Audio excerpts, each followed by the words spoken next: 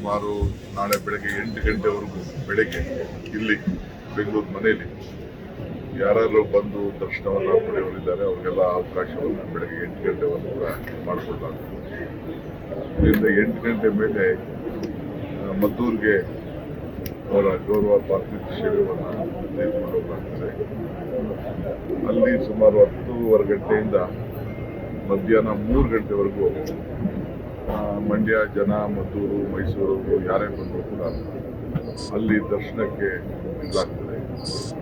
ಅದಾದಮೇಲೆ ಸರ್ಕಾರ ಜವಾಬ್ದಾರಿ ಯಾವ ರೀತಿ ಪದ್ಧತಿ ಪ್ರಕಾರ ಫೈನಲ್ 4 ಗಂಟೆಗೆ, ಆದರೆ 3 ಗಂಟೆಗೆ ಅದಕ್ಕೆ ಯಾರೇ ಆಗಲಿ ದರ್ಶನ ಪಡೆಯುವ ವಿಷಯರು 3 ಗಂಟೆ ಒಳಗಡೆ ಮದ್ದೂರು ಬಂದು ದರ್ಶನವನ್ನು ಪಡೆದು ಅವಕಾಶವನ್ನು ಕುಟುಂಬದ ಪರವಾಗಿ ಮತ್ತು ಸರ್ಕಾರದ ಎರಡು ವಿಚಾರಗಳನ್ನು ನಾನು ಘೋಷಣೆಯನ್ನು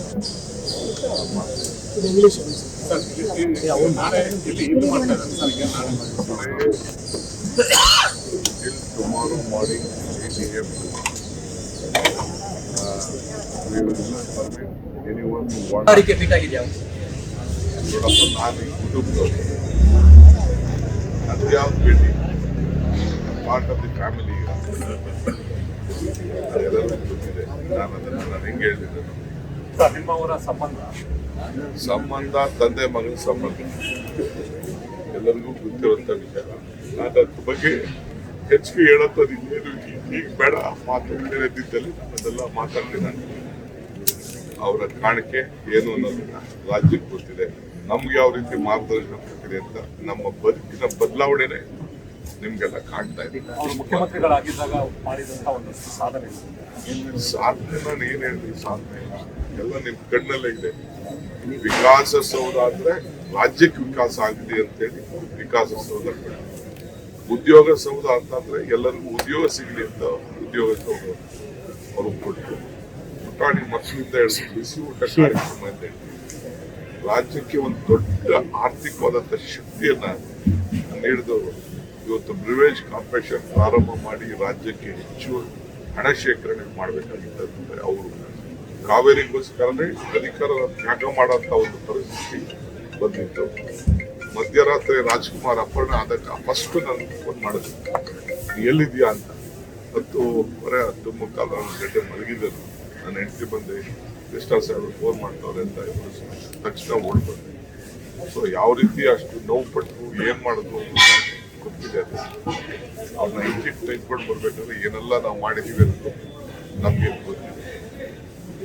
ಅಷ್ಟು ಒಂದು ಆ ರಾಜಕಾರಣದಲ್ಲಿ ಗವರ್ನೆನ್ಸ್, ಕರ್ನಾಟಕ ರಾಜ್ಯಕ್ಕೆ ಒಂದು ಗವರ್ನೆನ್ಸ್ ಅನ್ನೋ ಒಂದು ಪದಕ್ಕೆ, ಆಡಳಿತಕ್ಕೆ ಒಂದು ದೊಡ್ಡ ಶಕ್ತಿಯನ್ನ ಕೊಟ್ಟದನ್ನ ನಾವೆಲ್ಲರೂ ಕೂಡ ಬರಲಿಕ್ಕೆ ಸಾಧ್ಯ.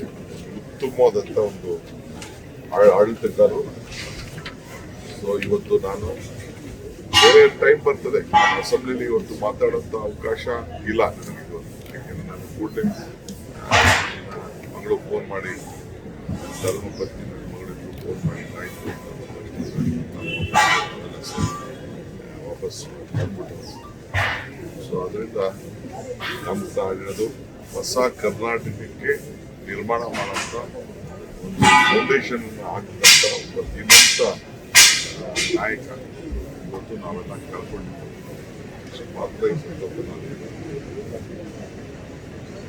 ಇವತ್ತು ಬೆಂಗಳೂರಿನ ಜಾಲನಿ ಮಟ್ಟಕ್ಕೆ ತೆಗೆದುಕೊಳ್ಳಲಿಕ್ಕೆ ಕೊಟ್ಟಂತ ಕೊಡುಗೆ ನಮ್ಮ ಕಣ್ಣುಗಳೇ ಸಾಕ್ಷಿ. ಇಲ್ಲಿ ಉದ್ಯೋಗಗಳ ಸೃಷ್ಟಿ ಮಾಡಿರೋದು ನಿಮ್ಮೆಲ್ಲರ ಕಣ್ಣುಗಳೇ ಸಾಕ್ಷಿ. ನಾನು ಹೇಳೋದಲ್ಲ, ಬೆಂಗಳೂರಿಗೆ ಯಾವ ರೀತಿ ಕೊಡುಗೆಯನ್ನು ಕೊಟ್ಟಿದ್ದಾರೆ ಒಂದಲ್ಲದೆ ಇಡೀ ರಾಜ್ಯಕ್ಕೆ ಭೂಮಿಯಿಂದ ಹಿಡಿದು ಭೂಮಿ ಮನೆಗೆ ಪಾಣಿ ಕೊಟ್ಟಿದ್ದನ್ನ ಅವನ ಆಸ್ತಿಗೆ ದಾಖಲೆಗಳನ್ನ ಕೊಟ್ಟದ್ದು ಕೂಡ ನಾವು ಯಾವ ರೈತರು ಕೂಡ ಮರೀಲಿಕ್ಕೆ ಸಾಧ್ಯ ಇಲ್ಲ.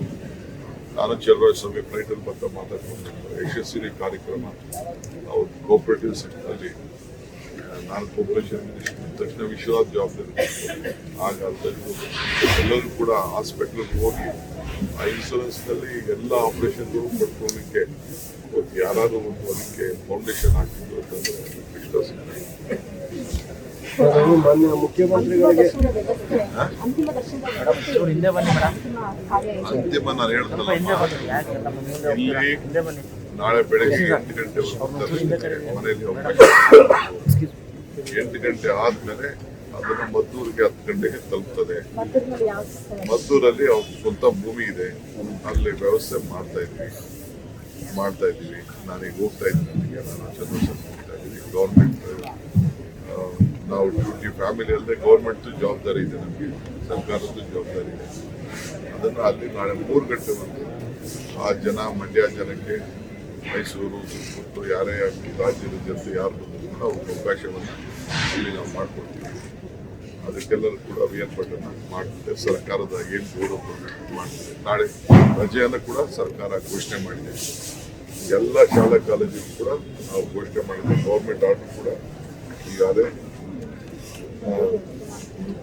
ಇನ್ಕ್ಲೂಡಿಂಗ್ ವಿದ್ಯಾಸಂಸ್ಥೆಗಳು. ಆಮೇಲೆ 3 ದಿನ ಶೋಕ ಆಚರಣೆ ಕೂಡ ಇದೆ. ಯಾವ ಕಾರ್ಯಕ್ರಮ, ಸರ್ಕಾರಿ ಕಾರ್ಯಕ್ರಮ, ಯಾವ ಕಾರ್ಯಕ್ರಮ ಕೂಡ 3 ಡೇಸ್ ಇರುವುದಿಲ್ಲ. ಅರ್ಧ ಫ್ಲಾಗ್ ಅನ್ನ ಕೂಡ ಆರಿಸುವಂತ ಒಂದು ವ್ಯವಸ್ಥೆ ಕೂಡ on behalf of the government ಮತ್ತು ಕುಟುಂಬ ಎರಡು ಪರವಾಗಿ ನಾನು ಮಾತಾಡ್ತೀನಿ.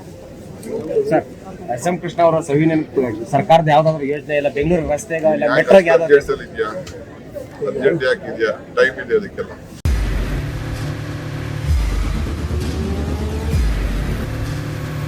ಪ್ರಜಾಮಾರ್ಗ ನ್ಯೂಸ್, ಇದು ಜನಸಾಮಾನ್ಯರ ಧ್ವನಿ. ನಮಸ್ಕಾರ.